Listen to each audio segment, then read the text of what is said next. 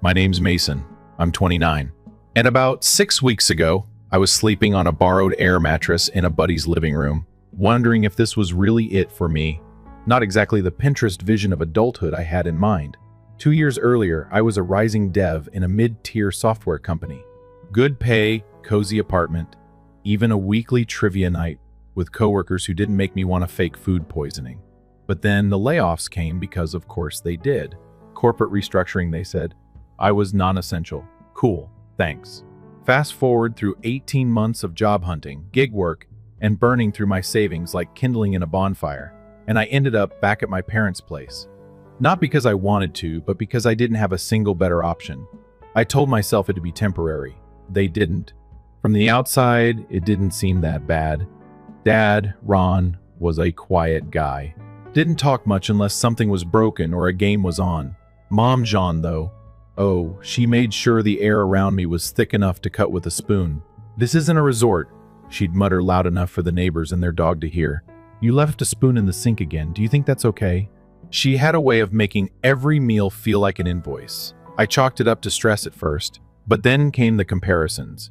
Your cousin Ali just bought her second property at 26. You know, when we were your age, we had a toddler and a mortgage. Every conversation felt like a job interview I hadn't studied for. Every glance like a silent performance review. And then there was Theo, my younger brother, 4 years younger, finance bro, lives in a modern glass, high-rise downtown and drinks $12 Skoal brews because they're smoother. He only showed up on holidays or when mom guilt tripped him with photos of her sad garden gnome collection. But when he did arrive, it was like royalty had descended. Suddenly the house smelled like cinnamon candles, and Mom's voice took on this sugary pitch. There's my boy. Look at those muscles. Have you been working out? Meanwhile, I'm in the corner fixing their Wi-Fi for the 4th time this week. The final straw came on a random Thursday dinner. I was setting the table cracked plates, random forks, and Theo strolled in mid-convo about gas prices. Must be nice not having to commute, he said, not even looking at me. Then Mom handed him a drink like he just came back from war, turned to me and asked, Have you applied to any real jobs lately? My stomach dropped. I told her again that I had 2 interviews lined up that week. She didn't flinch. Theo leaned in. At some point, it's not bad luck anymore. It's bad choices. No eye contact. Just that condescending smirk people wear when they think they're being helpful. I didn't yell. I didn't throw a fit. I just took my plate, walked back into the kitchen, and ate standing over the counter. Like I was 12 again, grounded for something I didn't do. I could hear them laughing in the other room, catching words like can't rely on charm forever, and it's just embarrassing now. The next morning, I was coding a freelance website for a dog treat company when Mom barged into the den. No knock, obviously. You need to start paying rent, she said flatly. I nodded. I will. Once this client pays should be next week, not next week. Now, I stared at her. I don't even have the money. You don't have money because you've chosen not to grow up, she snapped.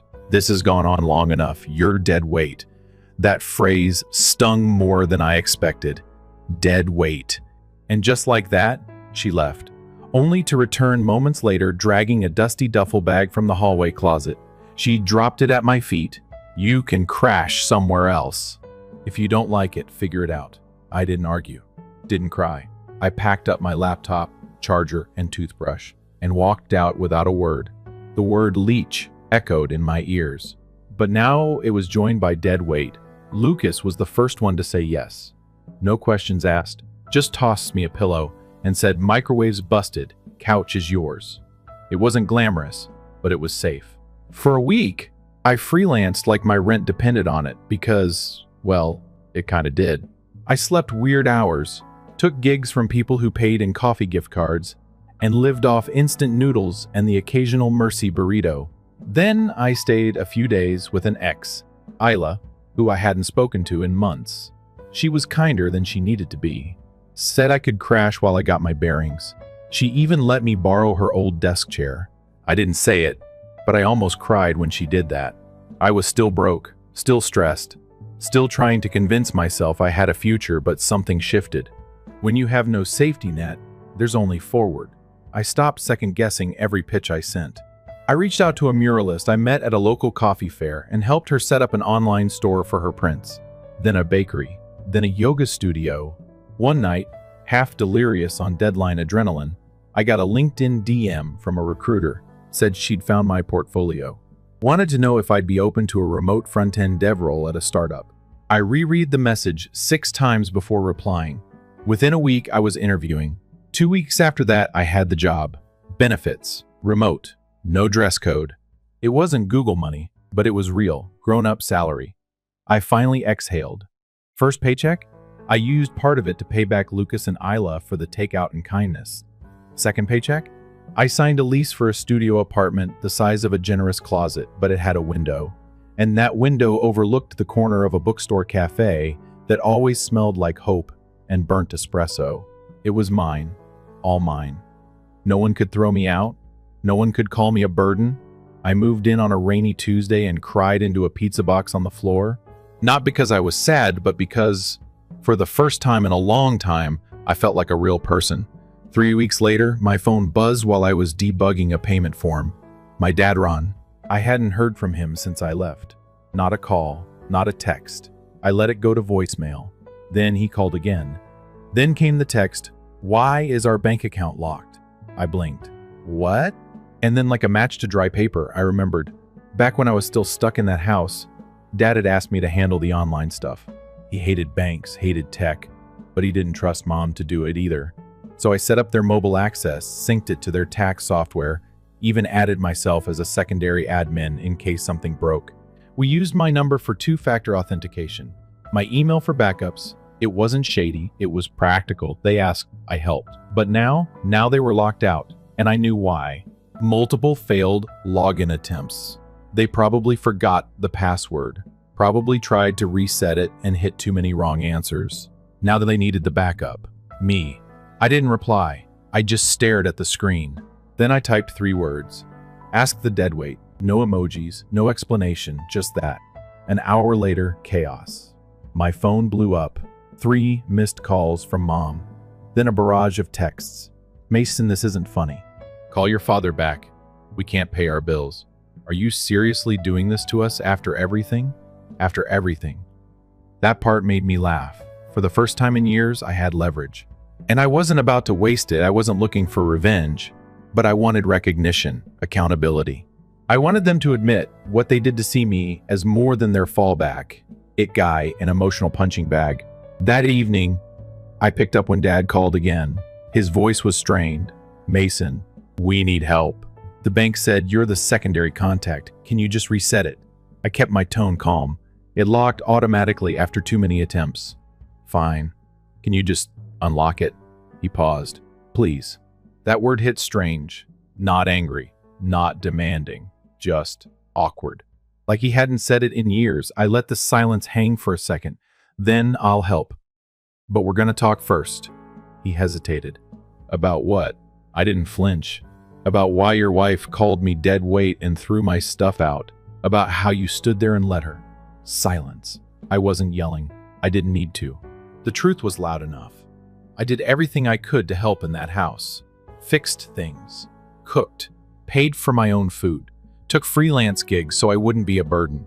And for that, I got compared to Theo every time I blinked. I got treated like I was 12. And when I couldn't pay rent immediately, you both acted like I was some parasite. His voice dropped. We didn't see it that way, I know. That's the problem. He didn't argue.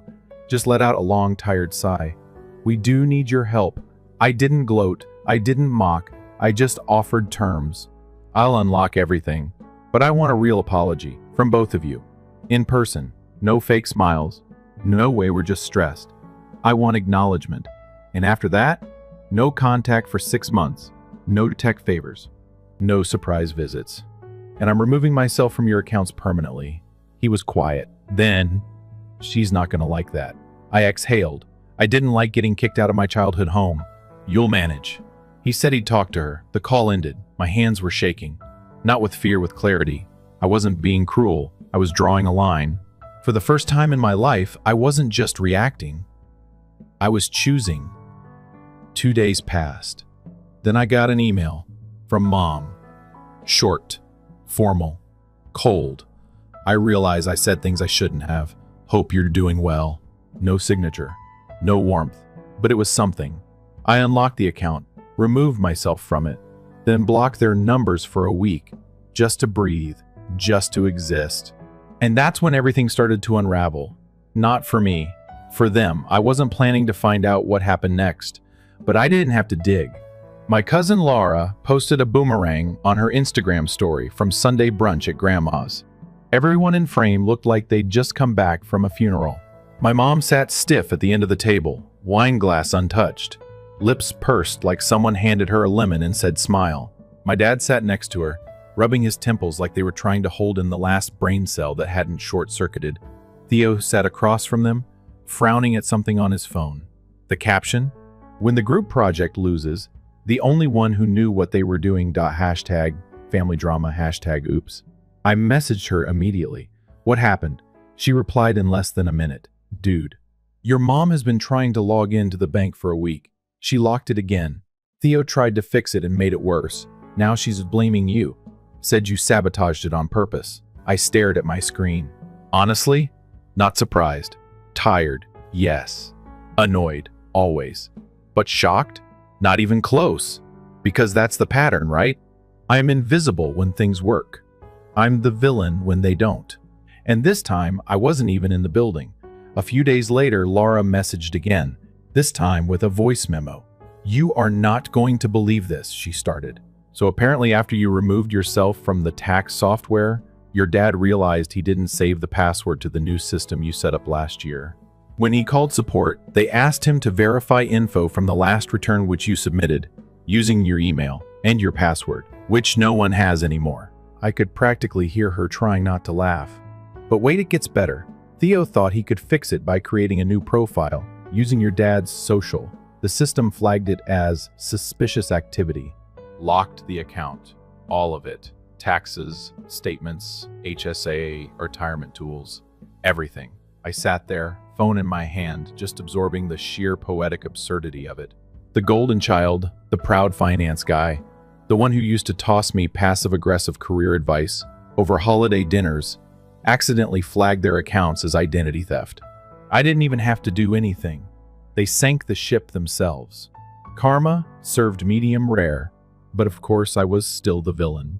According to Laura, my mom told Grandma that she suspected I had hacked the system out of spite, that I was punishing them for kicking me out. As if I had time to plot digital revenge in between work, sleep, and trying to find clean socks. I didn't even have the energy to be angry, just disappointed. That no matter how clear my boundaries were, they still painted me as the threat. Still couldn't admit they were in this mess, because they refused to listen, that I didn't need revenge. They were doing it to themselves. And then it got worse. Apparently, when they lost access to their tax return file, my dad decided to handle it manually, which sounded like a sitcom punchline even before Laura explained. He input their mortgage interest as earned income, triggered an automatic audit.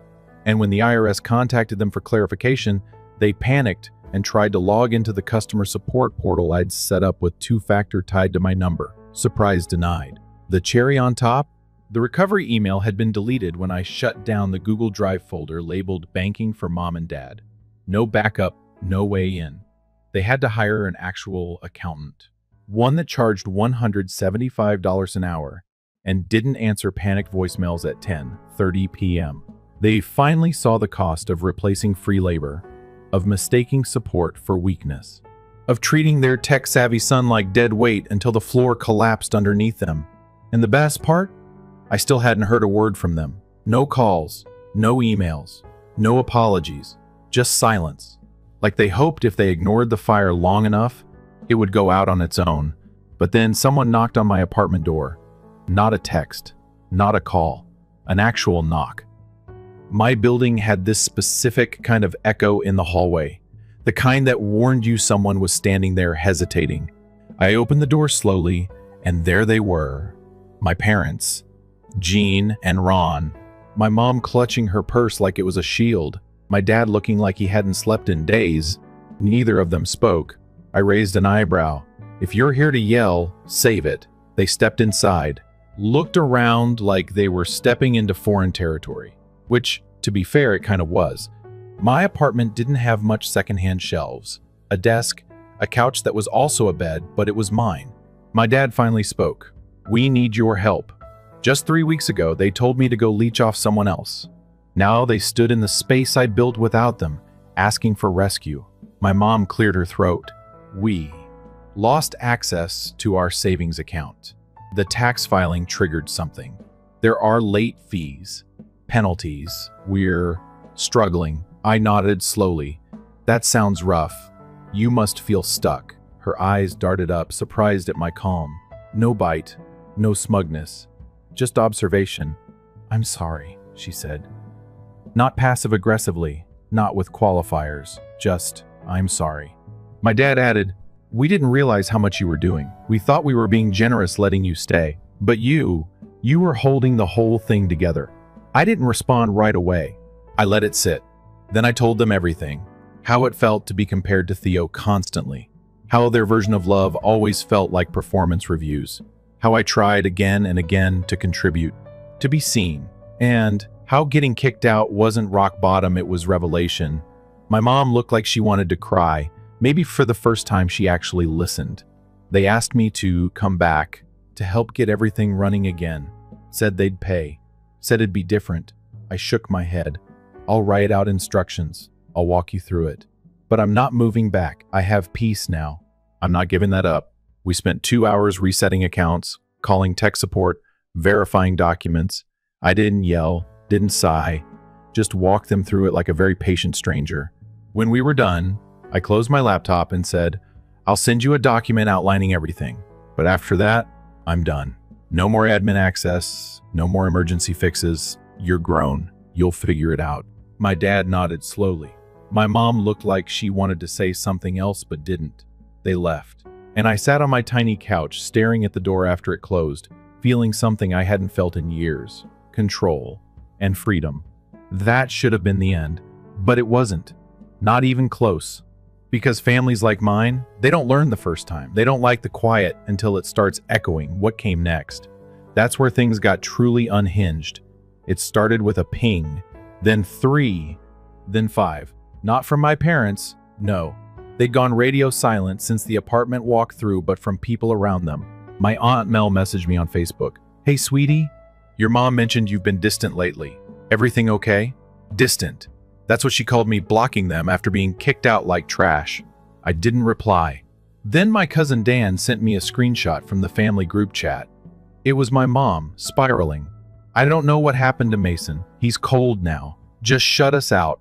All I did was ask for help." All she did. As if throwing my things into a duffel bag and calling me dead weight was a gentle nudge. Then came Theo. Of course it did. He sent me an email like he was writing a TED Talk. "Hey man, I know things have been tense, but maybe it's time to let go of the anger. Mom and Dad aren't perfect, but they're still our parents. We've all made mistakes. You had a rough patch. We all do. Let's not make it bigger than it needs to be. Let's grab coffee soon." I deleted it without answering. Because Theo never lifted a finger when things were bad, never showed up, never offered help, never even acknowledged how hard I was trying. But now, when I drew a line, suddenly, I was the problem. What none of them understood was this wasn't about one fight. It wasn't about getting kicked out or who reset a password. This was years in the making. Years of being the convenient son, the one who could fix the router and file taxes and research new insurance plans, but never the one who got a birthday dinner or a thank you card. It was birthday texts that said, "Hope this year's better," while Theo got custom cufflinks and steak dinners. It was listening to my mom brag about Theo's bonus, while ignoring the fact that I built her entire Etsy store from scratch. And now that I step back, now that I chose not to be useful, their lives didn't run. Not because I sabotaged anything, but because I was the glue, and they never noticed until it stopped sticking. But I wasn't angry. I was done. That's when it happened. An announcement from work. My company was expanding its remote team and opening a small satellite office in Toronto. Relocation bonuses offered. Flexible contracts. I didn't hesitate. Within 2 weeks, I'd filed the paperwork, signed a new lease, and booked a one-way flight. I was leaving, a new city, a clean slate, 0 surprise visitors. I found a small one-bedroom tucked above a ramen bar. It had brick walls, creaky floors, and a corner window that caught the sunset. It was perfect, quiet, unbothered, free. I packed what I needed and left the rest. I didn't even tell them I was going until the last night. Just sent a final email. Subject line, update. Hi, Mom and Dad. I've accepted a job relocation to Toronto and will no longer be available for tech support, account access, or household help. I've removed myself from everything and ensured you have full control moving forward. I hope this new chapter gives us all some peace. Take care, Mason. No reply. Not even a thumbs up. A year ago that would have gutted me. Now, I felt relief. I landed in Toronto on a gray Tuesday morning. The kind of day that smells like wet pavement and blank pages. I unpacked, bought a potted plant, joined a local tech meetup, and started volunteering at a digital literacy nonprofit helping seniors learn smartphones. Every time I watched someone's grandmother smile after learning to video call her grandson, I thought, this is patience. This is purpose. This is what it feels like to matter. Not because someone needs you, but because someone sees you. Back home, the cracks kept spreading. I didn't hear it from my parents, obviously. I heard it from Laura, always Laura. She sent me a DM. Your mom tried to get Theo to take over your stuff. He said no. She snapped. Apparently, she'd tried to guilt him. Said Mason handled all this without whining. And Theo, golden boy himself, snapped back. Yeah? Then maybe you shouldn't have treated him like garbage. I stared at that message longer than I expected. Not because it was satisfying, though it was, but because it proved even Theo had a limit. Then came the audit. Turns out, Dad's earlier mistake with the mortgage entry didn't just flag 1 year. It flagged 3. The IRS started asking questions. When they tried to log back in, they realized the new accountant had sent instructions to a folder that didn't exist anymore, the one I had deleted. Banking for Mom and Dad, do not delete. Well, I did delete it. They had no choice but to hire a CPA full-time. The fees piled up. They missed 2 utility bills. Their internet got suspended for a weekend. Laura said they tried blaming the provider. Then the power flickered. They tried blaming the city. But the truth sat heavy in every corner of their house. The invisible labor was gone, and they didn't know how to live without it. And still, my mom called me the Leech. Not to my face. Not in an email. But to Grandma, to her friends, to anyone who'd nod along. If the Leech were still here, we wouldn't be in this mess. That word. Again. The word that kicked me down the driveway months ago, now echoing back like some cursed boomerang. But this time, it didn't hurt. Because I knew who I was now. I had proof. A salary I earned. Friends who respected me. A lease with only my name on it. An apartment filled with light and peace, and no unpaid expectations. That evening, in my new place, I opened my old laptop, pulled up the last remaining backup folder from the drive, the one that had every tax file, bank screenshot, login hint, and spreadsheet I ever made for them. I stared at it for a long minute. Then I selected the folder, right-clicked, delete, confirmed, gone, not out of revenge. But because I no longer needed it, I was never the Leech. I was the architect. And I finally stopped building houses for people who only saw scaffolding when they looked at me. Toronto changed me. Not in some dramatic movie montage way, but in the quiet stuff. Like how I stopped flinching every time my phone buzzed. How I started waking up without dread. How I could buy groceries without calculating down to the last dollar. Peace didn't come all at once. It came in pieces. Morning light hitting my kitchen tile just right. A stranger at the bookstore recommending a graphic novel I ended up loving. Walking home with takeout. Earbuds in, no one demanding anything from me. It was the first time in years I wasn't bracing for impact. Then came the email from Trevor. He's Theo's best friend from college, practically family by proximity. Subject, thought you should see this. Inside, a screenshot of a private Facebook post from my mom. Caption, I just don't know what happened to Mason. Ever since he moved to Toronto, he's been so cold, distant. Like we never even mattered to him. We only ever tried to help. I'm heartbroken. And the comments? People who hadn't spoken to me in years chiming in. Kids these days are so ungrateful. Maybe he's being manipulated. Didn't he get fired or something? I didn't respond. I didn't rage post or clap back. I just stared at the screen, Not angry, just disappointed. Again. Because what do you do when the people who taught you everything about guilt and silence start playing the victim to strangers? I'd finally drawn boundaries, not walls, just lines. And instead of respecting them, they spun the narrative into a pity parade. But I didn't flinch. Not this time. A few days later, Theo called. I didn't answer. He left a voicemail. Hey, I think we should talk. Things are getting messy back here. I know Mom's been saying stuff. Just wanted to say I get it now. A little late, I know, but yeah, call me if you want. I didn't want to. I let it sit. A week passed. Then another knock on my door. Not delivery, not neighbors. I looked through the peephole and blinked. It was Lara, my cousin. Sweater half zipped, hair in a messy bun, holding a cardboard box like she just walked out of a reality TV intervention. I opened the door slowly. Please tell me that isn't full of drama. She smirked. Depends on your definition. She walked in, sat on the edge of my futon, and opened the box. Inside, old photo albums, handwritten recipes, my high school yearbook. Found this in Grandma's basement. Apparently your mom was going to throw it all out when they did the spring clean. Said, hey, I won't want this stuff anyway. I stared at the Polaroid on top. Me, age 7, holding a spaghetti-covered fork like a sword.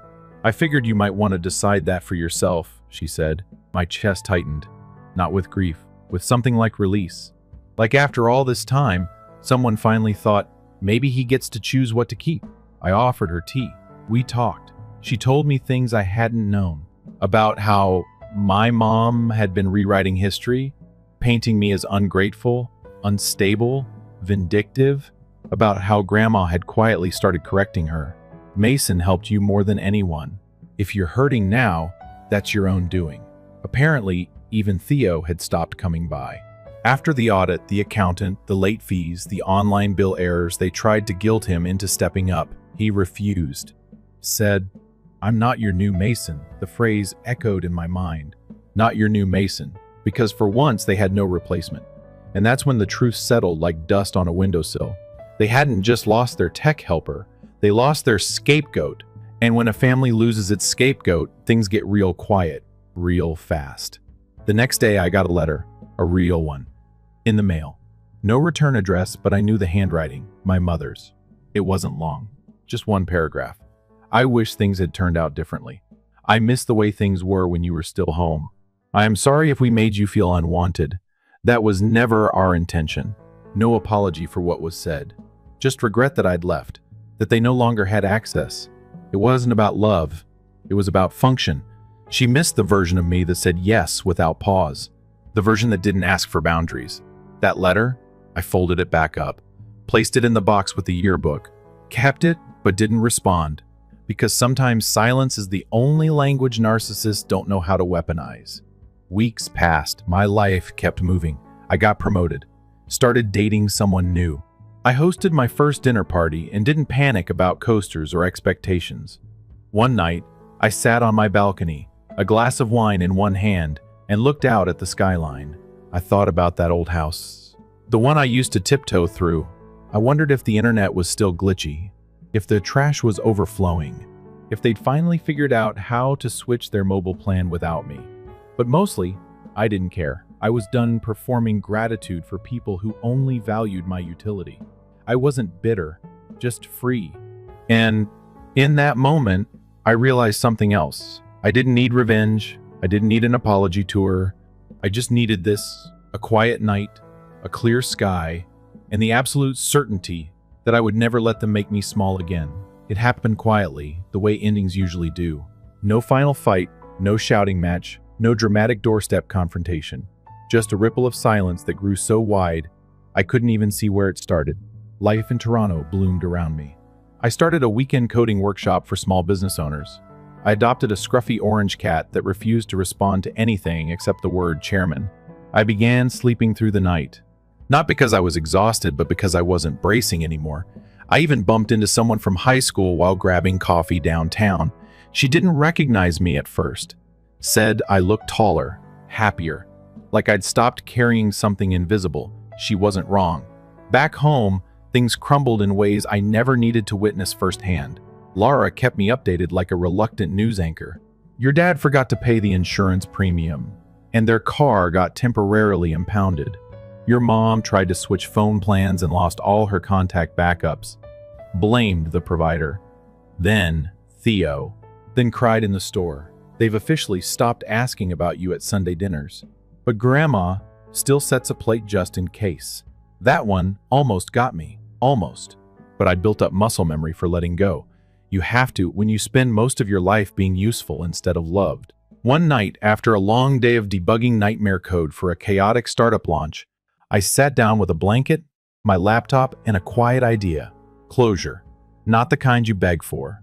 The kind you write for yourself. I opened a blank doc. At the top, I typed to the version of me that they never saw. And I wrote about the birthday I spent fixing the Wi-Fi while they celebrated Theo's promotion. I wrote about the night I sat in the driveway with my backpack, wondering if I'd ever be more than a fallback plan. I wrote about every silent thing I did to hold that house together, the passwords, the updates, the late-night support calls, the forgotten bills I paid before they became a problem. I didn't write to guilt them. I wrote to unburden myself, to pull the story from my spine and set it somewhere soft. I finished the letter, saved it, and didn't send it. I printed it, folded it, and tucked it into the back of that cardboard box Lara gave me. The one with my childhood photos, my yearbook, the letter my mom mailed with more regret than love. I added one last thing to the box, a sticky note. Just 2 words. I stayed, because I did, for longer than I should have. Through years of passive aggression and weaponized silence and invisible labor dressed up as family duty, I stayed, and they still called me a leech. But not anymore. That box now sits in the back of my closet. Not forgotten. Just finished. Some months later, I got a message from an unknown number. Just said, "We're selling the house." No name, no punctuation. Just 6 words and a subtext so loud I could hear it echoing through my phone. I didn't reply, but I pictured it. That house with the squeaky gate and chipped paint and drawer full of batteries I always restocked. Listed, staged, emptied. Strangers walking through it, commenting on the outdated kitchen and the tiny laundry space. Realtors opening closets I once hid in as a kid when I needed 5 minutes away from the noise. I wondered if they'd find traces of me in the wiring.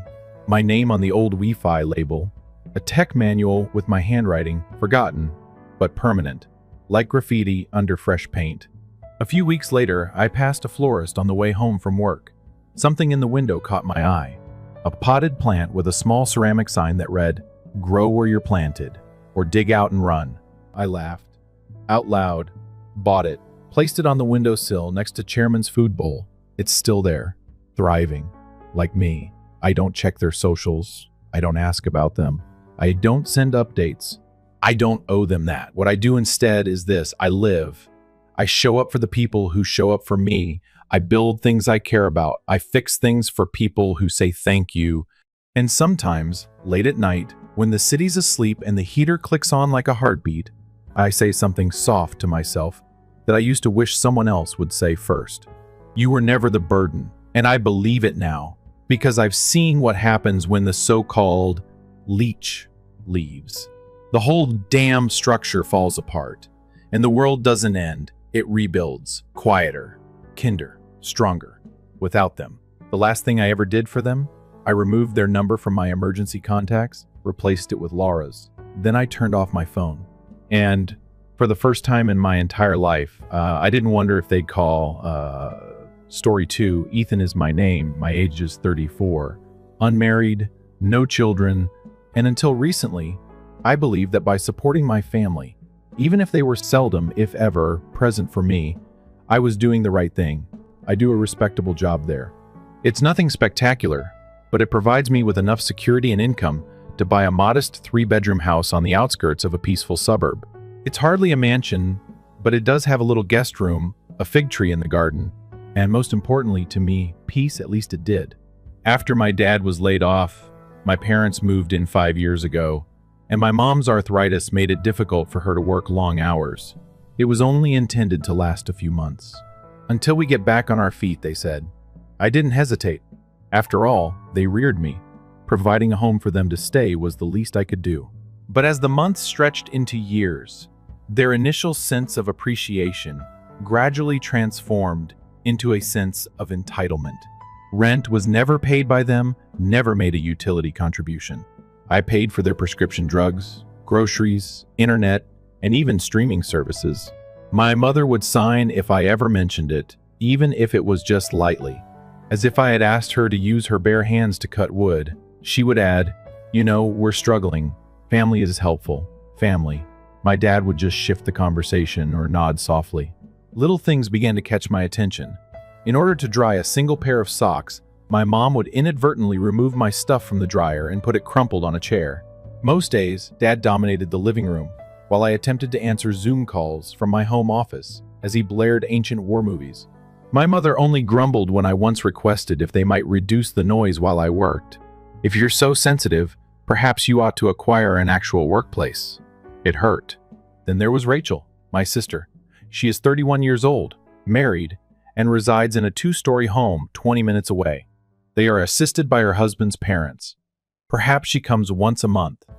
Not to assist. No. To lecture, usually. "Ethan, you pamper them." As though she were the voice of reason, she would say this while tossing back her straight blonde hair. "This is not the way to enable them." I wanted to shout all the time, "Take them in yourself after that." However, I never did. I refrained from speaking. I always did. I believed that everything altered because of the disease. Nothing spectacular, like a hospital scenario. Just a subtle, sly weakness. I began to feel lightheaded and disoriented. Food didn't taste well. My joints hurt as if they were those of a much older guy. Walking up the stairs would exhaust me. My doctor indicated it appeared to be an autoimmune flare up after some blood tests. He had yet to determine which one it was.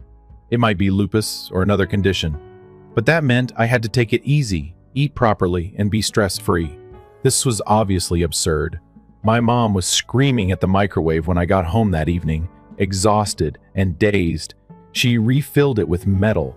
The scent of burnt plastic filled the kitchen. Platoon was playing on the TV, while my dad slept on the couch with half of a sandwich on his chest. I recall attempting to maintain my calm while standing there and wobbling a little. I asked if one of them could assist with groceries that week in a cool, even apologetic manner. Only this once.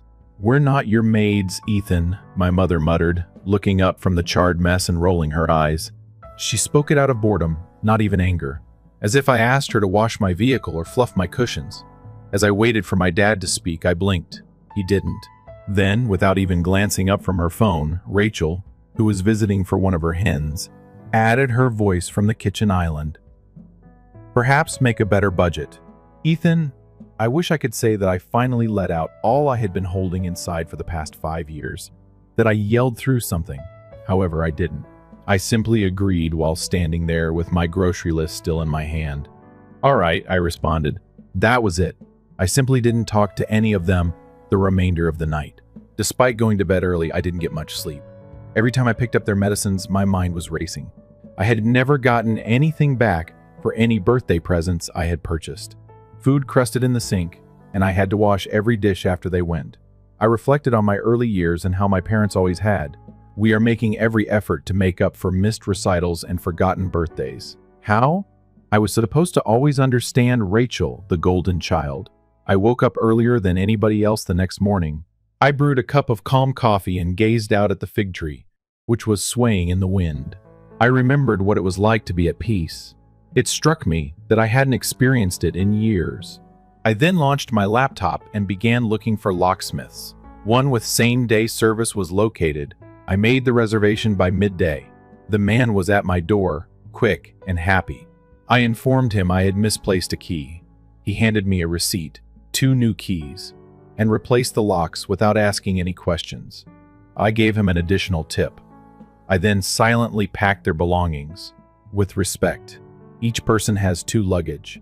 I tagged some of the items I packed with their names. Everything was left tidy on the porch. They were at the supermarket. It must have been some hours before I expected them back, and my dad must have eventually gotten off the couch.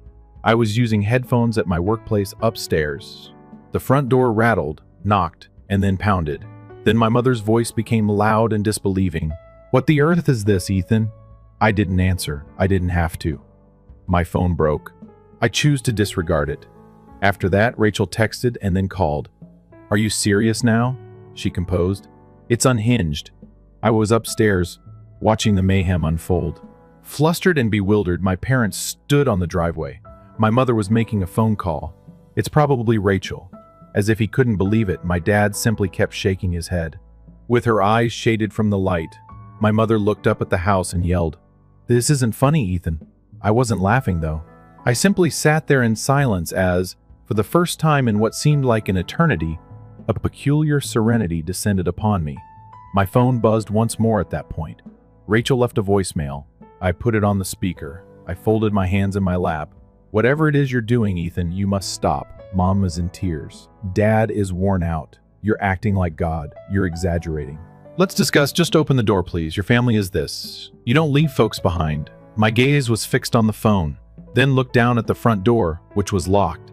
They resided under my roof for 4 or 5 years. No rent, no appreciation, no assistance.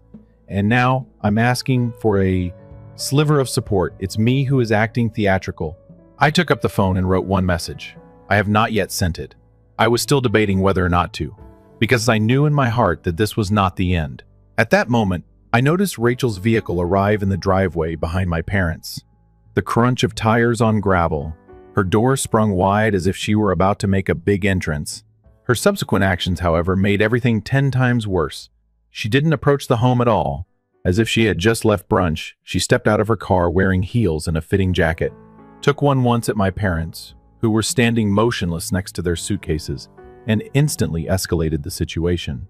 With her hands on her hips, she surveyed the porch and the bags before glancing up at my window with that distinctive Rachel smile, smug and annoyed as if she were the grown-up tidying up a teenager's mess. She yelled loud enough for everyone in the neighborhood to hear, "You changed the locks. Ethan, are you serious? Have you gone insane?" As if she had just been rescued from a disaster. My mother turned to face her. "He ejected us." "As if we were strangers," she gasped, "after all of our actions." Rachel rushed to the front steps, snatched one of the luggage and jerked it in the direction of the door as though it would miraculously open with pure force. "This," she said, "is abuse. Evicting your parents without cause is not an option. This is against the law." At that point, I eventually stood up. Calmly, as if I had endless time, I made my way downstairs. I leaned on the doorframe after partially opening it. "Hello, Rachel." "Abuse," I said. "That's a bit over the top." She squinted. "This isn't amusing." "I concur," I said. It was no longer humorous. "Mom came out 5 years ago, suddenly seeming frail." Her voice grew softer. "Can't we just speak about this, Ethan, honey? You're not like this. The excellent one has always been you." I was surprised by how hard that section impacted me. The good one, not the one you adore, not the one that is appreciated, only the silent one who continues to give. I inhaled deeply. "You've spent the last 6 months living here for free. Everything was paid for by me. Bills, groceries, and even visits to the doctor. I never requested rent, never made a request. Actually." Mom gave a swift nod, grasping the opportunity, and expressed gratitude. "No, you're not. When I became ill last week, I stepped in." "We're not your maids," you answered, looking me in the eye as I asked for assistance with some food. Rachel then advised me to improve my budget. I became aware that I don't live with relatives at that point. My neighbors are entitled squatters. Rachel's mouth fell open. "Whoa, whoa, whoa. You believe you're a victim?" "No," I responded, meeting her gaze. "I believe I've finally had enough of being one." She shook her head and sneered. "What the heck? You wished to be alone yourself? You wish to spend your life alone in this house? Unhappy and miserable?" Being alone myself is preferable to being surrounded by people who are there just to take. My father had remained silent the entire time. As if the weight of it all had suddenly fallen on him, he took a seat on the low stone step at the porch's edge. I was hoping that he would say something human, but all he did was mutter and touch his temples. "If you weren't pleased, you ought to have expressed it." I almost burst out laughing, said something as though my tiredness, my beseeching looks, and my feeble attempts to establish boundaries hadn't been blaringly obvious. Rachel stepped forward, her voice changing from fury to cold composure. "I'll call the cops if you don't allow them back in. I'll mention that you abruptly fired 2 ill seniors." I had been waiting for it, so I grinned. "Go ahead," I said. However, you might want to include the food, the medical expenses, and the 5 years of free rent. Tell them that I recorded all of your bank statements, texts, and even the house camera footage of you laughing when Mom advised me to improve my budget while you're at it. Do you believe they will support you?" For a moment, her face twitched, just enough to let me know it wasn't what she had anticipated. She raised her voice once again and said, "You're being cruel." "Ethan, this is family." "No," I answered softly. "This is the result." Then there was a lengthy stillness, the sort that becomes a part of your skin rather than merely floating in midair. My mother was sobbing now, really wailing. She muttered, "Let's just go," and went for Rachel's arm. Perhaps he needs some time. Rachel seemed enraged. "It's not over yet." She gave a hiss. "This is something you'll regret." "Perhaps," I said, "but not today." Reluctantly, they grabbed their belongings. While mumbling, Rachel unlocked the trunk of her SUV. As if being marched into exile, my folks trudged over with their baggage. Nobody bid farewell. Nobody turned around. As I watched them drive away, I stood on the porch. The quiet was overwhelming. There were no war films on. The kitchen was devoid of banging pots. Only the slight buzz of my neighbor's lawnmower and the sound of birds. And in a long time, for the first time, it seemed like home to me. I was going to go back inside, though. Once more, my phone buzzed. Another voicemail, but this time it came from a surprising source. What she wrote in the message was from my mom's sister, my aunt. Everything altered as a result. I took a while to respond. I didn't talk to my aunt, Aunt Clara, very often. Her residence was 3 states distant, had a harsh tongue and a kind voice. Only 2 factors ever prompted them to call: vacations or medical appointments. Thus, a silent alarm went out in my thoughts the moment her name appeared on my computer. I stood on the porch and used the tip of my thumb to play the voicemail. I was almost anticipating a lecture, perhaps a guilt trip disguised as passive-aggressive worry. However, what I heard chilled me to my core. "I'm not sure what's going on over there, Ethan, but your mother just phoned me crying and said you tossed them out. I must tell you something, but I don't want to draw any conclusions too quickly. This is not the only thing, more than you realize. Please give me a call back. It's crucial." For a minute, I stayed motionless, observing the roadway where their automobile had vanished. My stomach grew constricted, more than I am aware of. Even so, what did that mean? After hesitating and putting my thumb over the call button, I went back inside, locked the door, and sank into the couch. More drama was the last thing I wanted to deal with. The way she said it, "not after everything. This is not the only thing." The tone was not that of a lecture. It had the sound of a warning. I then gave her a call back. The first ring caught her attention. "Ethan?" Her voice was quieter than normal as she requested, "Are you all right?" "Yes," I said slowly. "Better than I was the week before, really." She said, "I heard about that. Your mother told me you were ill, but she didn't mention that she threw you out like a slacker." I blinked. She then acknowledged what she had stated, not in a lot of words. Clara laughed dryly as she spoke. "However, I've known your mom for a while. I am aware of her storytelling skills. He is always the hero." A pause occurred. "Listen," she said. "Before I continue, I want you to comprehend, taking sides is not the point here. I adore your folks. However, you have a right to know the truth, particularly in light of what they just did." I took a seat in front. "All right." She let out a sigh, and her voice became softer as she spoke again, heavier. "Can you recall the date of your grandmother's death? What were you? 22. "Yes," I said. "Your mother and Rachel traveled out to settle the estate when I was in college." "Correct." Slowly, I said. "For almost 2 weeks, they were absent. They hardly spoke to me. They didn't simply go out there to grieve, though. A bit more than everyone anticipated was left by your grandma. She had been saving for years, it turned out, without letting anybody know, in silence. She made a substantial bequest. Enough, but not millions. It was intended to be divided in 3 parts. You, your mother, and your Aunt Lydia." My heart stopped beating. "Me, you, indeed. I was never informed that." "That's right." In startled silence, I sat there attempting to make sense of everything. "Your mother attempted to persuade Lydia and me, Ethan, that it would be better for you if they handled the finances until you were more secure. That's what she said. Consistent?" As if you were a feisty child who was unreliable when it came to playing video games and playing guitars. I gave a quick breath. All of a sudden, a million memories came flooding back. The strange remarks about my lack of responsibility and Rachel's constant mockery of my desire for direction.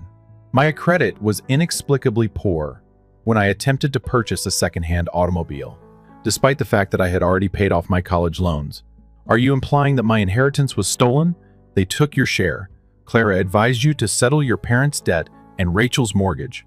Everything. Your dad retired early because of this. A few years ago, that's how they handled those trips. They said that points were used to pay for those. The room seemed to be tilting. Why didn't you speak up? Since it wasn't until lately that I learned the whole tale. After your mom started reciting her version of this week's drama, Lydia told me the truth. Furthermore, I must admit that I was worried about creating a divide. I reasoned that perhaps everything would balance out if they were looking after you. I gave a sour laugh. I wasn't being looked after by them. I had them under my care. Now Claire replied, I know that. I apologize as well. Yes, I am. Another extended gap ensued. She went on to say, look, I have copies of the will, and Lydia is willing to talk if you want to fight this legally. I don't know what you plan to do next. I took a while to respond. My thoughts were racing. The parts were fitting together quickly and precisely. My parents had not just exploited my kindness. I had been robbed. Tell me a lie. Caused me to feel like the burden, as they embezzled what was rightfully mine. They portrayed themselves in each chapter as the victims. Rachel, she was aware, of course. I need time to reflect. At last, I said. Take as much time as you need, Clara said softly. What about Ethan? Yes. You have my admiration for at last advocating for yourself, despite the 5-year wait. I hung up the phone and sat quietly. Not only shock, not only treachery. Decide. Because shutting the door was no longer the only thing to do. It was more than just establishing limits.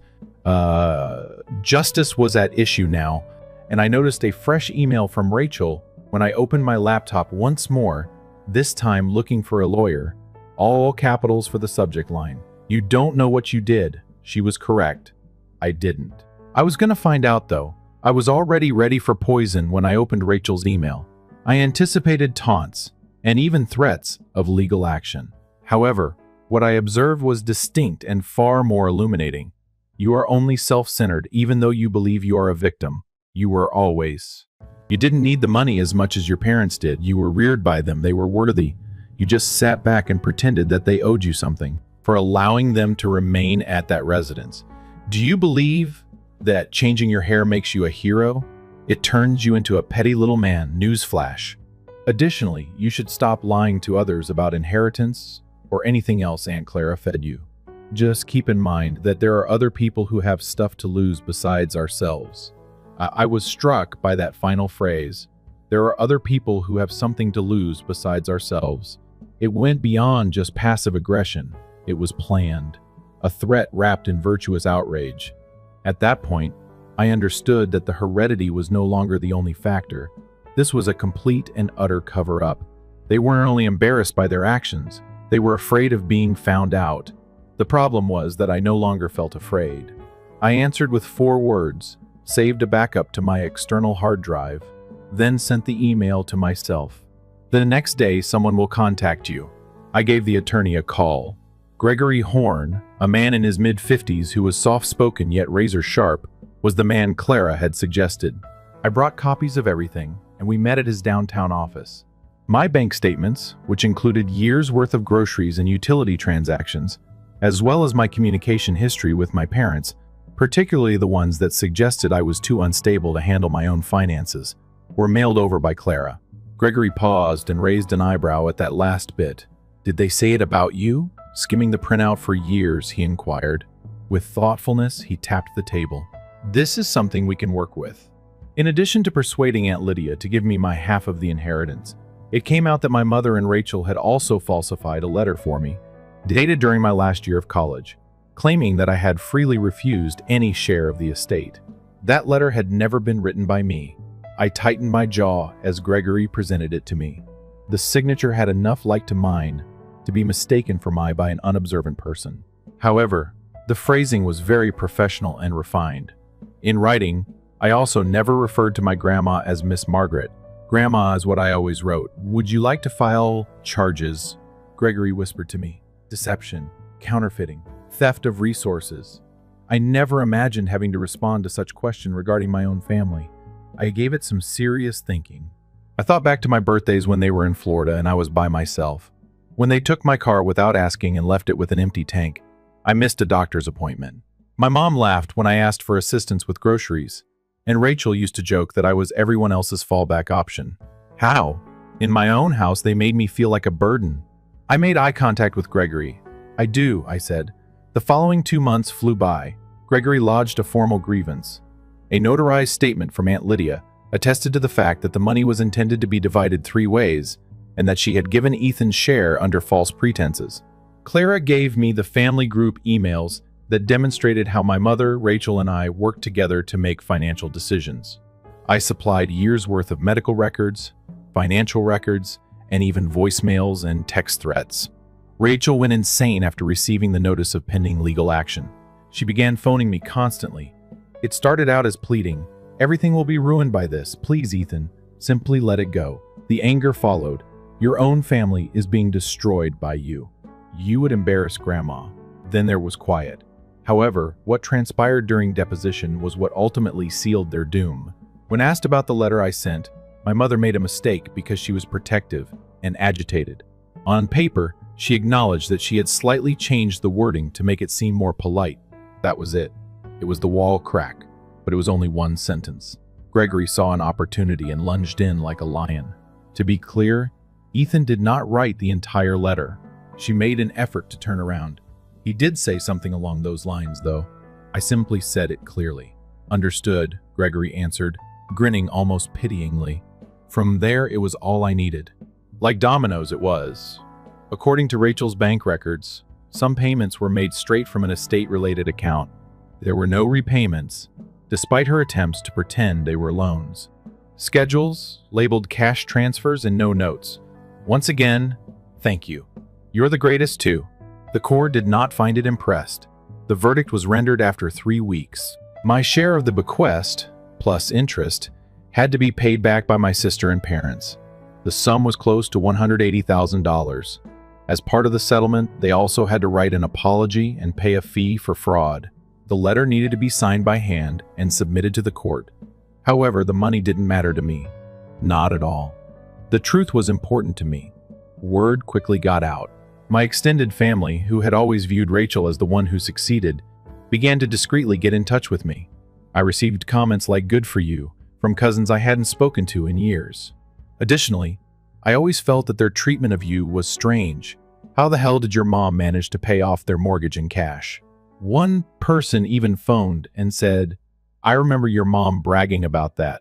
They all knew something, but nobody said out, because, as Clara had stated so clearly, nobody wants to sour relations within the family.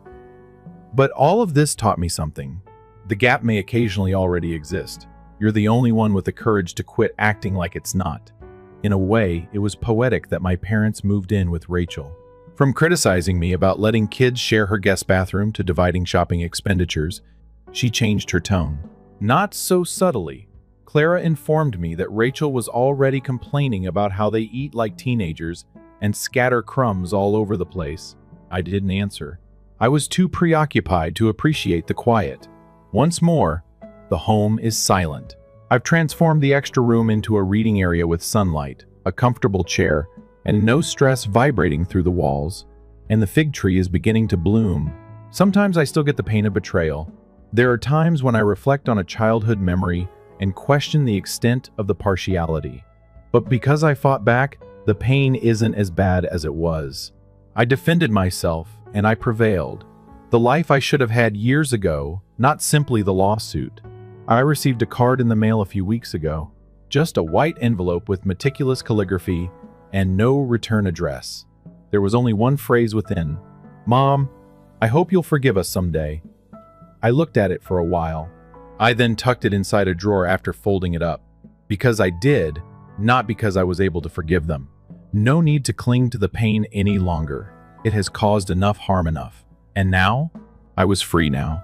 Story 3. Jordan is my name.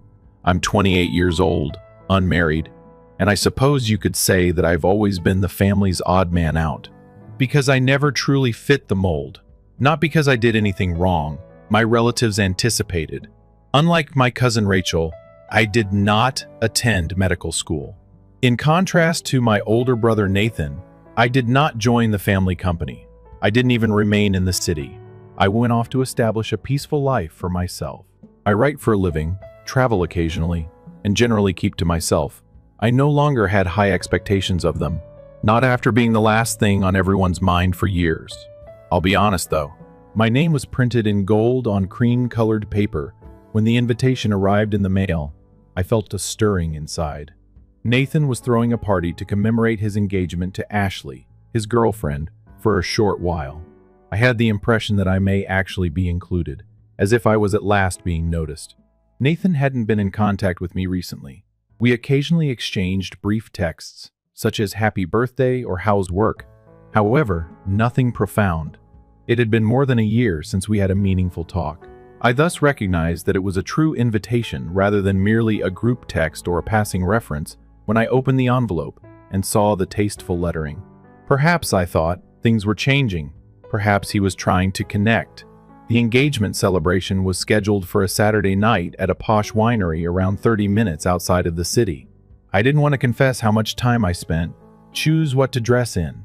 Something tasteful but understated. I wore pants, a white shirt, and a dark blue jacket. Tidy. Easy. The first even purchased a present. At the shop, it was wrapped. A kitchen registry item. One of the nice Dutch ovens they chose. I wanted it to be considerate, but it was pricey. I wanted to be present and helpful. The sun was sinking when I pulled into the gravel parking lot, bathing the vines in a warm golden hue. For a second, it was like a movie. I saw entering, watching Nathan's face light up, and perhaps him embracing me and exclaiming, "You came. We're so happy you're here," Ashley would remark with a smile. And I might, just might, sit at a table and once more feel like a member of a family. Instead, my aunt leaned in and gripped her glass as soon as I walked through the door. She spoke in a quiet, sweet voice. Only out of sympathy did he invite you. With a hint of Chardonnay in her breath, she muttered, "You know, they had to," Ashley added. It would be too evident otherwise. I went cold. The wrapped item was still in both of my hands. "What?" I thought I must have misheard, so I inquired. She cocked her head and looked at me as if I were a stray puppy that had wandered into the wrong yard. "You know how it is," she shrugged, as though everyone knew this. "Nothing is personal. We just didn't anticipate that you would do that." Hit me more forcefully than I anticipated. I glanced beyond her and into the main area, where there were round tables with clean linens, floral arrangements, and golden lights strung over them. They were all seated already. Glasses toasting, clinking, laughing. Each plate has its name cards neatly arranged in front of it. I gently glanced at each table as I passed by. There was no sign of my name. I took 2 walks around the perimeter. No card, no seat, nobody raised their heads. Nobody greeted me, not even Nathan. Holding the wrapped gift like a comfort blanket, I stood clumsily beside the bar for a minute. I must have appeared foolish. Or worse, as when someone shows up at a wedding to which they were not invited. I could feel this weird mixture of disappointment and humiliation surging up like a wave as my chest constricted. I had warned myself not to hope too much.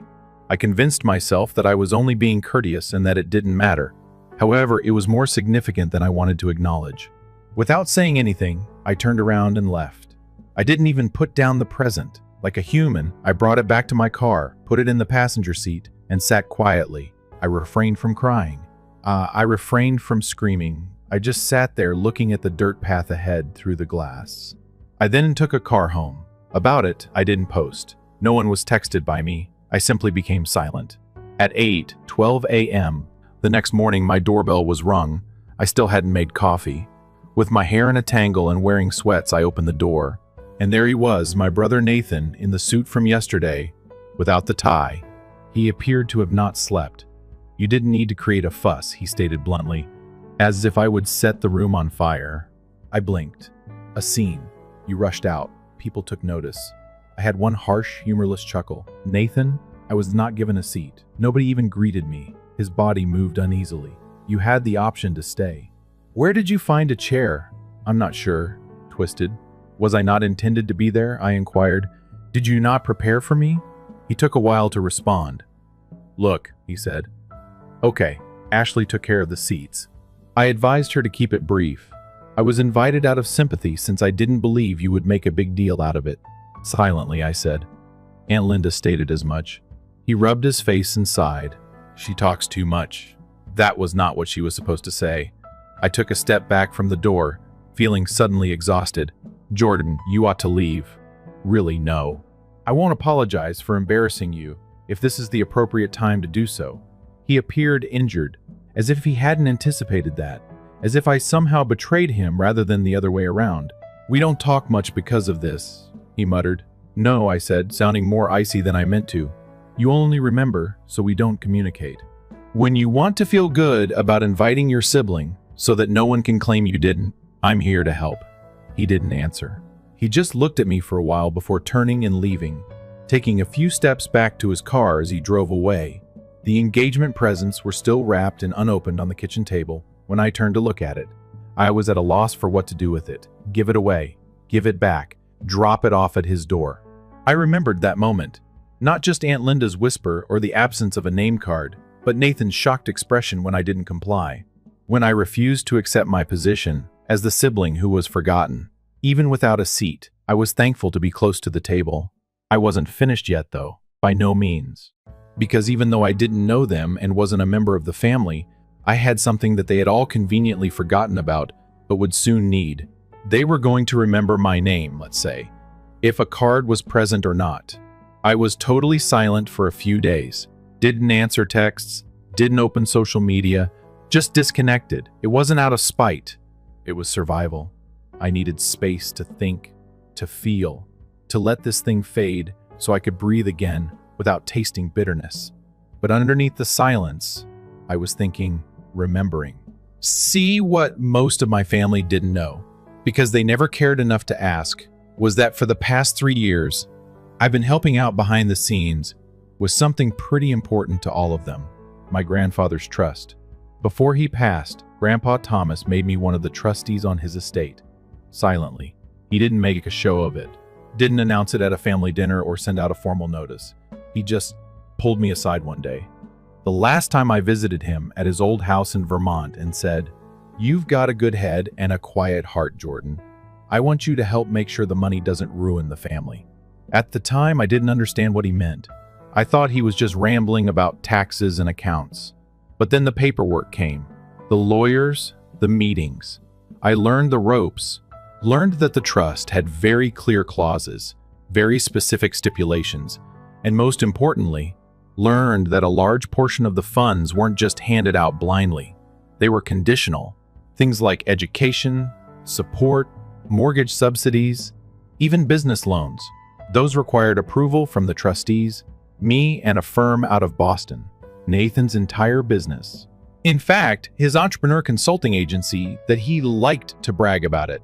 Every family event had received a sizable loan from that trust 2 years ago. He didn't know I had anything to do with it. Grandpa had asked me not to say. I said it would be better that way. Now, however, I was starting to think that promise had run its course. A week after the party, I got an email from the firm. A new disbursement request had come in from Nathan, a sizable one. He wanted additional funds to expand operations, including leasing a second office space and hiring a part-time assistant. His request was wordy, filled with business jargon and vague projections. But the part that stuck out, he needed the funds fast. Within 2 weeks, or a deal he was chasing would fall through. Normally, I would have passed it along without question, approved it, let the money flow. But now I clicked reply and asked for a meeting. We met at a small cafe downtown, neutral ground. I chose the place on purpose. It was quiet, public, and not far from his office. Nathan arrived late, still wearing his tailored suit, but his energy was off. He looked tense, checking his watch, tapping the table. "Thanks for meeting," he said quickly, sitting across from me. "I assume this is about the request." I nodded, taking a sip of coffee. "It is." He leaned forward. "So can we move forward? I know the firm usually drags their feet, but this one's time sensitive." I studied him for a moment. "You didn't know I was a trustee, did you?" His eyebrows pulled together. What? I've been one of the trustees on Grandpa's estate since he departed. I've seen every request, every report, every loan. He went silent. His face grew pale, then flushed. Seriously? Seriously. He sighed noticeably, attempting to rebalance. All right, that's surprising, but great. Look, you've seen the figures. It's an excellent investment. I reclined in my seat. It may be, but here's the deal, Nathan. These money aren't guaranteed. They are founded on the principles that Grandpa delineated. Unity within the family, accountability, openness. Come on, he said to Jordan. A hint of irritation. Avoid taking things personally. It's business. However, you personalized it. At that gathering, I answered in a firm voice. Given how you behaved toward me, how your fiancé managed the seating chart or lack thereof, and the fact that you were unable to meet my gaze that evening, he parted his lips in self-defense. However, I interrupted him. Then you attempt to guilt me by coming to my house and accusing me of making a scene. No, I didn't cause any trouble. I left in silence. However, I could have lowered Nathan's tone and had him lean forward once more. What the heck? Is this retaliation? No, I responded coolly. This is responsibility. He appeared to want to reverse the situation, but we were in public, and he was more concerned with Nathan's reputation than anything else. So, compelled to grin, we sat back and said, look, I'll speak with Ashley. We'll make things right. If you want me to apologize, I will. I'm not interested in it, I said. I want to know that you will show a bit more respect to the folks who built this trust if you want it to back you up again. He tightened his jaw. Are you keeping the money as a prisoner until I behave well? That's what you may name it. I refer to it as preserving Grandpa's heritage. He nearly toppled his chair as he sprang to his feet. You're amazing. How about you? I said quietly. You should be more cautious about treating others as though they are unimportant. He rushed out. I lingered and drank my coffee. I filed a report outlining my concerns on the request to the firm later that week. Uncertain ROI, dubious costs, a lack of transparency, and previous financing reports. Although I didn't refuse it outright, I did suggest a delay, an audit, and a more thorough assessment, so the monies wouldn't be authorized anytime soon. It was another 2 days before I heard from Nathan. Then I received a call one evening. She claimed it was Mom Jordan. She spoke sharply. What are you doing? I blinked. Hello, Mother. Good to hear from both of you. Avoid playing games. Nathan informed me that the trust monies are being blocked. That money is necessary for him. I got up and went to the window, rapping on the glass while gazing out at the rain. You make a call now, she remarked. You've always been so sensitive, as though that clarified everything. At the party, you didn't even give them an opportunity. You simply departed. We were humiliated by you. I made you feel ashamed. By refusing to seat at a table that didn't exist for me, I repeated. You ought to have raised your voice. She lost her temper. Made it work. That's the role of family. I chuckled icily and resentfully. No, Mother, making room is what family does. Family members recognize when someone is being left out. Which family is this concerned about? You guys made my position quite apparent. On the line, there was stillness. So this is payback, she added. No, I said. I'm finally establishing boundaries with this. If it bothers you, you might want to consider why I ended the call before she could answer. However, I was aware that the call was only the first step. People who had never spoken to me were going to start popping up after the money stopped flowing, and not for the reasons they said they did. Less than 48 hours passed. My phone went from gathering dust to glimmering like it was New Year's Eve at the end of the week. Missed phone calls, voicemails, and initially courteous texts.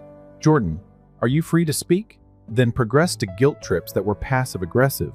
Nathan was the first, followed by Mom once again, then Aunt Linda. Even Cousin Rachel wanted to get coffee and catch up with me after not speaking to me for 3 years. Yes, all right. I didn't answer. Rather, I contacted the Boston business managing the trust to start a compliance check and sent them everything. I needed something official, a paper trail. Although I didn't want to cause Nathan any harm, he was going to follow the book if he was going to spend his grandfather's money. And I wasn't going to let nice language or bullying stop me from enforcing that. The trust was not a family savings account. Instead of enabling, it was designed to support. And my family had become precisely that, enabling.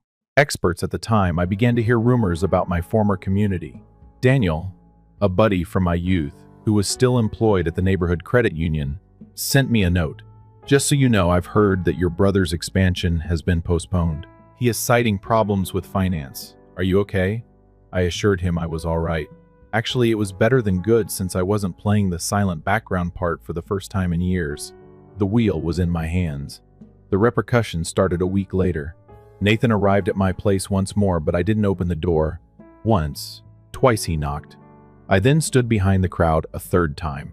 Part quiet, part crossed arms. He said, "I know you're in there. Don't do this, Jordan, please. You're going to take everything over a party," he said after pausing. He still didn't grasp it, so I chuckled quietly at that. The celebration wasn't the only thing at stake. It was about birthday meals and years of subtly excluded behavior. I learned about the group family holidays through Instagram interactions, even though I wasn't invited. There were jokes made about me that no one gave any mind to. The celebration was just the start. It was the final straw. He stood there for another minute, and I observed him from the crowd. Then, at last, turned and left. No apologies, no voicemail, nothing but quiet. Then the true surprise arrived. I got a text from Ashley. The message was brief and courteous, but I nearly didn't recognize the number. "Hello, Jordan. I am aware of the stressful situation. Would you be amenable to us meeting alone?" For a long, I sat with it. Even though I knew nothing about her, I was intrigued by the tone. It was not phony. It was worn out. We got together in a peaceful tea cafe close to my house. When I got there, she was sitting down already, wearing a sweater and pants. The socialite atmosphere she typically exuded at family gatherings was gone. "Thank you for coming," she stated earnestly. Seated, I remained vigilant. "What topic did you wish to discuss?" She let out a sigh. "I'm not here to urge for your trust or to demand money. I wanted to apologize for blinking." That was not what was expected. She glanced at her mug. "The celebration wasn't handled well by me. I ought to have seen to it that you were seated. A good one. I invited you because you earned it, not simply because Nathan begged me to." I remained silent. I simply listened. I assumed you were unconcerned. She acknowledged that you were the type of person who disliked large gatherings. "Nathan used to tell me that you were okay with being left alone, but witnessing your departure in that manner. Perhaps we've all misinterpreted you," I thought. I cocked my head. "Did you not want me there then?" She seemed embarrassed. "No, initially, but not because to you. Because Nathan and you were strangers to me. He speaks of you as though you were this aloof, erratic wild card. He gave the impression that you would either make trouble or fail to show up. Now I see that was unjust." I let out a slow breath. "I didn't start a fight. I simply walked out." "I understand," she answered quietly. "It was more painful than if you had. I was surprised by it." She went on. "People began to ask inquiries when you left in silence. How come you didn't stay? Why wasn't a seat available? Why wasn't a picture of you and Nathan included? Even some of our pals caught my parents' attention. It didn't look good." I crossed my arms. "I am now a PR issue." She gave a headshake. "No, you serve as a sobering reminder." For a while, we sat there in quiet. Then she said something that caught me off guard. "My goal is to put things right. Not to restore the trust, not to correct Nathan, just to make this right." I kept silent, still being careful. "Processing is ongoing." She went on to say that you shouldn't be treated like a second-class relative, particularly when none of us recognized how many threads you were holding. Even though I didn't agree with anything that day, I thanked her for being honest and walked away with one thing on my mind. Perhaps I didn't need to be fixed after all. Nathan phoned again the next day. I responded this time. He said, "Hey," in a voice that was just exhausted, not irate or arrogant. "Hello?" A lengthy pause ensued. "Ashley then claimed to have spoken with you." "She did," he murmured. "I'm not very good at this. I am aware of my numerous mistakes." I didn't answer. "I've had a lot on my mind." He continued by talking about how we've all treated you, even myself. "I always thought you didn't want to be involved, and that you were good enough on your own. I thus didn't press, invite, or second-guess myself." I responded, "That's convenient. It's easier to assume that someone doesn't want to be included than to acknowledge that you've excluded them." He didn't say anything. On the other end, I heard him exhale. "You're correct." Then another pause. I am not requesting that you authorize the money. No more. All I want to do is speak clearly. Get lunch, perhaps. Me and you alone. There is no pressure. He wasn't coming to demand or defend for the first time, so I didn't respond immediately. He had just arrived. And that could have been the beginning. However, I wasn't going to fully drop my defenses. Not quite yet, because I was left standing on the fringe of his celebration, as if I were invisible, by this same brother. It was only after the money stopped that the same brother recognized how important I was. The true question now was whether he was interested in me or only in what I could provide. I had a move in mind for the following move. I didn't immediately accept lunch. I meant it when I promised Nathan that I would give it some thought. Because this is the problem. Words are simple. We made a couple mistakes and apologized. All of a sudden, everyone believes that everything is clear. However, I wasn't searching for cleanliness. I was searching for something genuine. It requires time. Real does something. So I waited. A few days went by. Next, a week. No frantic voicemails, no follow-up calls. It seemed strangely quiet. Perhaps Nathan has given up, I thought, regarded my silence as a rejection. Then I received a letter one morning. Nor a text, nor an email. A real letter, written by hand. 3 pages. Nathan sent it. I read it twice while enjoying my coffee at my kitchen table. It wasn't flawless. There were moments when it seemed like he was still defending himself, still attempting to explain the years of seclusion and silence. Beneath all of it, though, was something real. He talked to me about how he felt pressured to take up his father's responsibilities in the family company, and how his mother relied on him and embraced the notion that he was the trustworthy and decent son. How he had despised me for being able to leave all of it while he remained and followed the rules. He composed. It was simpler to tell myself you didn't care than to acknowledge that I did. I saw someone who was courageous enough to live according to their own terms when I looked at you, and rather than taking advice from you, I passed judgment on you. I didn't know how to be anything other than the insider, so I made you the outsider. That bit stayed with me. I understand if you never want to speak to me again, he said at the end of the letter. But even if it's slow and difficult, I'm here if there's a tiny part of you that wants to rebuild something. At the final 2 words, I gazed. I'm present. It was a beginning, but it wasn't a complete solution. I accepted lunch then. A little cafe we frequented as children is where we first met. He deliberately chose it. When I got there, I could tell he was already there, drinking black coffee and appearing anxious. It was a strange moment of complete circle. The scent of bacon and pancakes filled the air as we sat across from him in that vintage vinyl booth, and it seemed like no time had gone other than the time we spent talking. It has nothing to do with trust. It has nothing to do with the party, not even the letter, not immediately. We discussed foolish topics. For example, the diner's jukebox was still there, which was strange. How Dad continued to refuse to get a new phone. How a video of Rachel's dog wearing sunglasses recently attempted to become popular on TikTok. We chuckled. It wasn't coerced. It was real. The discussion eventually veered into more complex territory. He inquired about my travels, writing, and my previous relationship, which ended a few months ago. I inquired about Ashley, his business, and if he was truly content or only crossing things off an unseen to-do list for his family. I don't know that more than anything, he said when he paused. He said he was making an effort. At the end, we spoke for 3 hours. We didn't give each other hugs. We didn't weep. We didn't make grandiose vows to communicate. Let's try this again, we said. I meant it too. However, it wasn't the end. Still, there was the trust issue.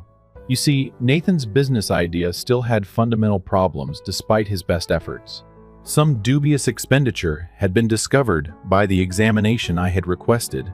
It was messy, unprofessional, and, to be honest, not the type of thing that Grandpa would have approved of, but nothing criminal. A few days later, I received a call from the business. What are you interested in doing? I knew I didn't want to block him when they asked. I had no desire for vengeance. Accountability was what I want. I then gave Nathan a call, informed him of the auditor's findings, and gave him 2 choices. The funding would be rejected until he revised the plan with complete openness and supporting documents. I anticipated that he would disagree and become defensive. Fair, he said instead. Before continuing, he said, will you help me fix it? Part 1 hadn't anticipated that. We went over everything throughout the course of the following few weeks. Gatherings, makes calls, dots, spreadsheets. I demonstrated to him how suggestions were assessed by the trust board, how to phrase things, and what not to say. At first it was awkward, but gradually things began to change. Once more, we were more than simply brothers. We worked together as teammates. Word spread. Mom naturally found out. She remained silent at first. However, she unexpectedly texted me one Sunday afternoon. "Tonight's dinner? No emoji, no explanation. Tonight is just dinner." After a solid 10 minutes of staring at it, I responded, "Why? Because I have to apologize to you," she said. I didn't go. Not that evening. However, as I mentioned before, real takes time, so I also didn't block her. After a while, Ashley and Nathan sent out fresh invites to their wedding. The same place, same couple, but a very different strategy. My name wasn't only mentioned this time, it was first printed on the inside envelope's family list. Tucked inside was a handwritten message from Ashley. "If you could come, we would be honored. Your name is on a seat there, literally." And I went, the wedding was stunning, elegant, and considerate. And Aunt Linda was the first to meet me when I got there. However, she appeared embarrassed this time. "Jordan," she murmured, smiling tightly. "I'm very happy you could attend." I returned the smile. "You didn't think I would turn up, did you?" She reddened her cheeks. "Of course we hoped so. This time, I'm seated." "Correct?" I inquired. I located my table and walked past her. The third table near the dance floor. On a heavy white card, my name was inscribed in a sophisticated style. Adjacent to it, it read on a little place card, "We appreciate you holding us responsible." When things come full circle, it's funny. How did it begin as an insult? It had become more than being welcomed out of sympathy. I was no longer the outsider or the neglected sibling. However, I also didn't need to be the focus of attention. All I had to do was be seen. And I was at last because I decided to stop apologizing for living in the shadows of people who never gave me light, to stop allowing guilt to control my boundaries, to speak up, to leave when I had to, and to return when I was ready, not because I caused a scene. Because sometimes the seat that no one saved for you ends up being the one that everyone remembers, and sometimes the quietest exits have the largest effect.